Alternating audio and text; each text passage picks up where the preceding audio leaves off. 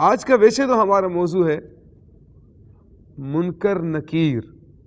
ہو سکتا ہے کہ آپ نے یہ نام سنا ہوگا۔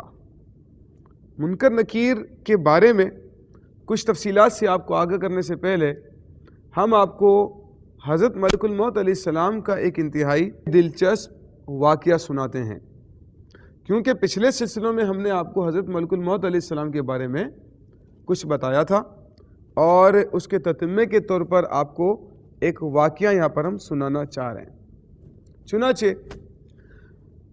حضرت کعب الاحبار رضی اللہ تعالیٰ عنہ سے روایت ہے کہ حضرت ادریس علیہ السلام کی حضرت ملک الموت علیہ السلام سے دوستی تھی۔ یہ اللہ تعالیٰ کے نبی ہیں اور بہت ہی مقرب نبی ہیں۔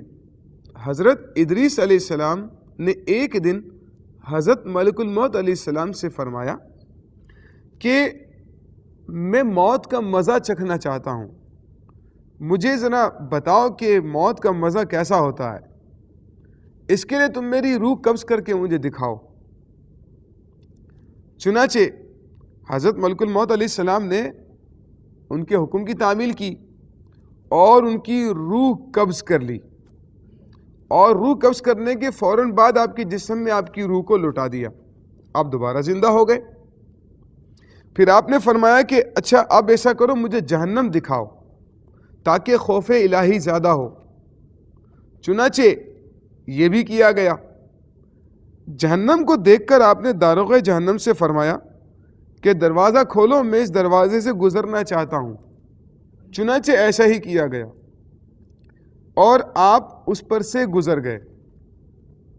پھر آپ نے ملک الموت علیہ السلام سے فرمائش کی کہ مجھے جنت دکھاؤ، وہ آپ کو جنت میں لے گئے۔ آپ دروازے کو کھلوا کر جنت میں داخل ہو گئے۔ اب تھوڑی دیر انتظار کے بعد حضرت ملک الموت علیہ السلام نے کہا کہ حضور اب چلیں، اپنے مقام پر واپس تشریف لے چلیں۔ حضرت ادریس علیہ السلام نے فرمایا کہ اب میں یہاں سے کہیں نہیں جاؤں گا، جنت سے اب کہیں نہیں جاؤں گا۔ اللہ تعالیٰ نے فرمایا کل نفس ذائقۃ الموت، تو موت کا مزہ تو میں چکھ چکا ہوں، اور اللہ تعالیٰ نے یہ بھی فرمایا کہ ہر شخص کو اس جہنم کے اوپر سے گزرنا ہے، تو وہ بھی میں گزر چکا ہوں۔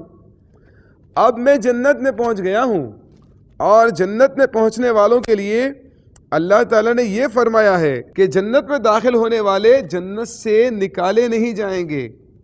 اب مجھے جنت سے چلنے کے لیے کیوں کہتے ہو؟ اللہ تعالیٰ نے ملک الموت علیہ السلام کو وحی بھیجی کہ حضرت ادریس علیہ السلام نے جو کچھ کیا میرے اذن سے کیا، اب وہ جنت میں داخل ہو گئے ہیں، لہٰذا تم ان کو چھوڑ دو، اب وہ جنت ہی میں رہیں گے۔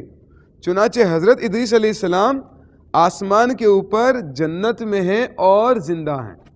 ادریس علیہ السلام کا ایک واقعہ ہے، اور حضرت ادریس علیہ السلام آج بھی جنت کے اندر حیات ہیں اور جنت کے اندر آپ موجود ہیں۔